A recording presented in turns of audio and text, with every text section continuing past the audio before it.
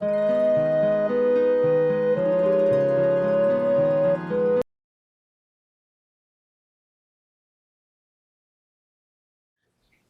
was a friend who had moved to Montreal, and she came back to visit, and a bunch of us went out for drinks.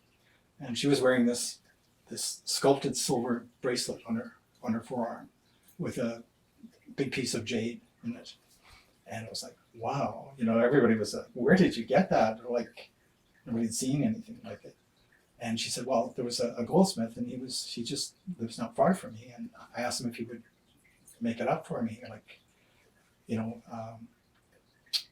and it just sort of clicked, because when I was exploring, sets and costumes and things, I was realizing that there's a lot of politics. There was having to answer to the directors and actors and this, and you couldn't just design something and make it. No, I won't wear that color. All kinds of things. But here was something, and I realized I can design something. I can make it exactly the way I want it, and that's that. And it just sort of clicked. And yeah, what do they call that? Yeah, but it was a gift. When I got interested in jewelry, I bought myself a book. There's these books that you could get at Safeway. They're Sunset, Do-It-Yourself. How to make jewelry, how to make this and this and this, and that's where I started. I got that book and read through it.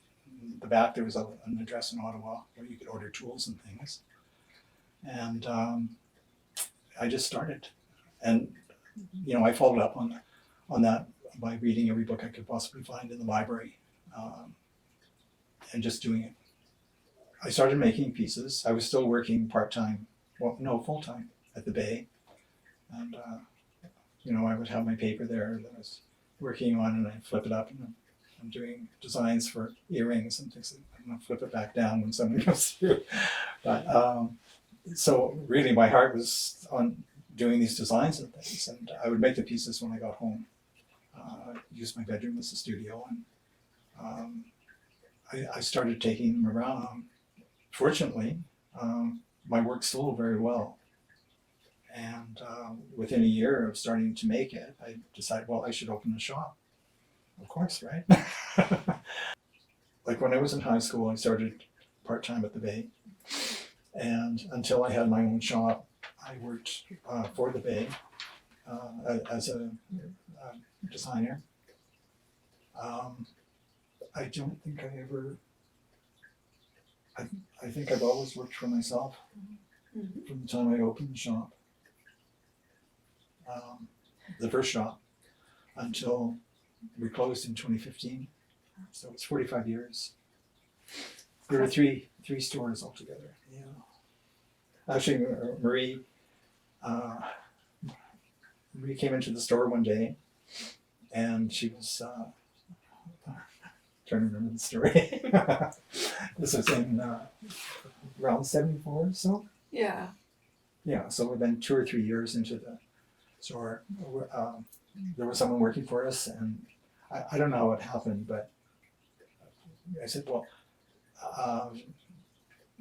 ask her if she's interested in some part-time work.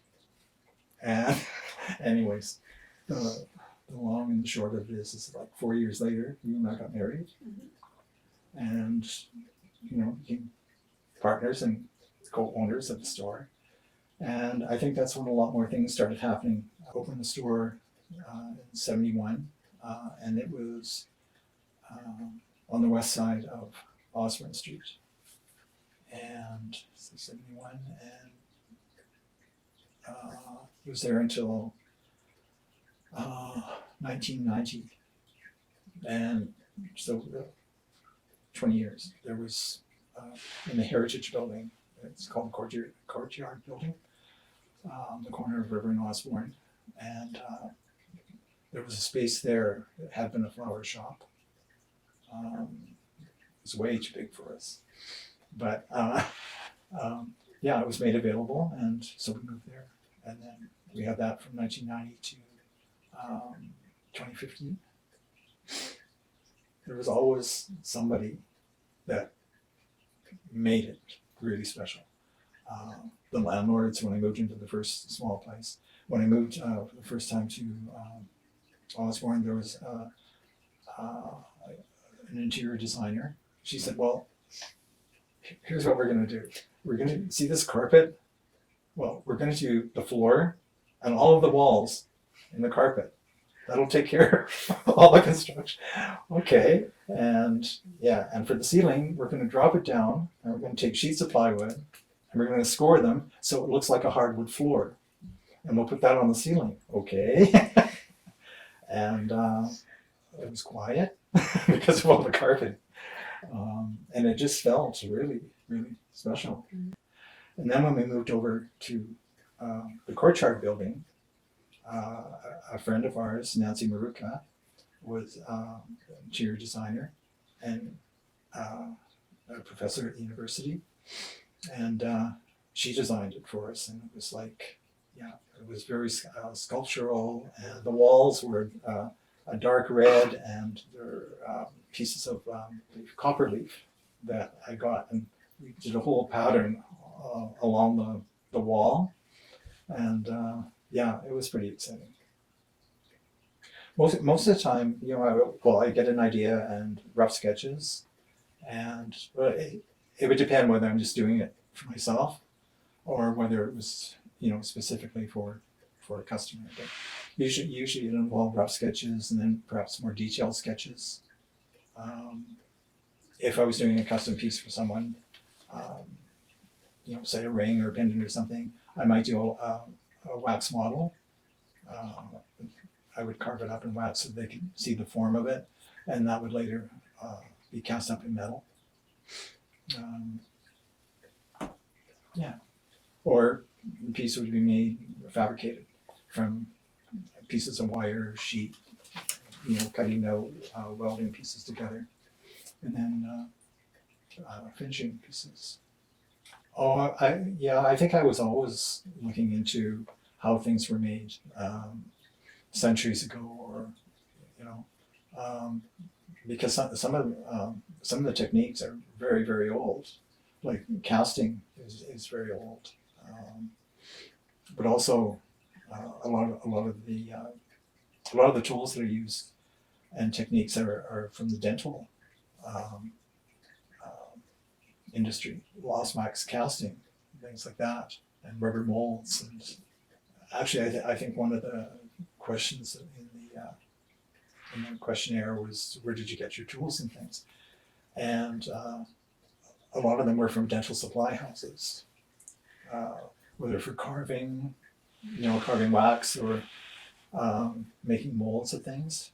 And they used to cast like bridges and things.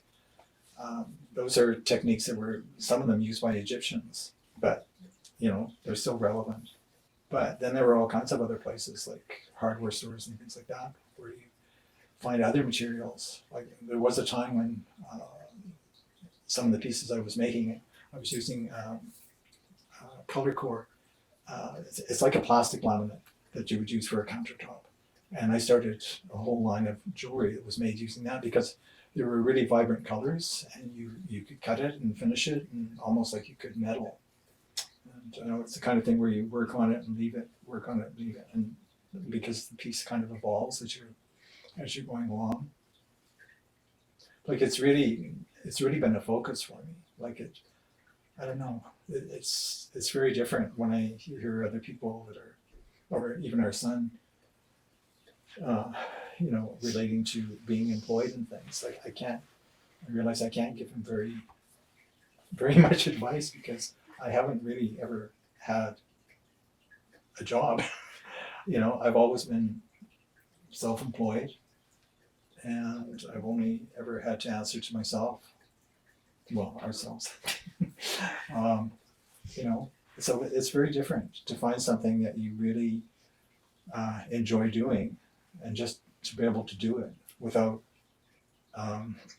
regulations of this is how we do it and this is where you go, and it's been totally free of those kinds of regulations. So It's a dream job. No, no, really, I don't regret any of it. You know,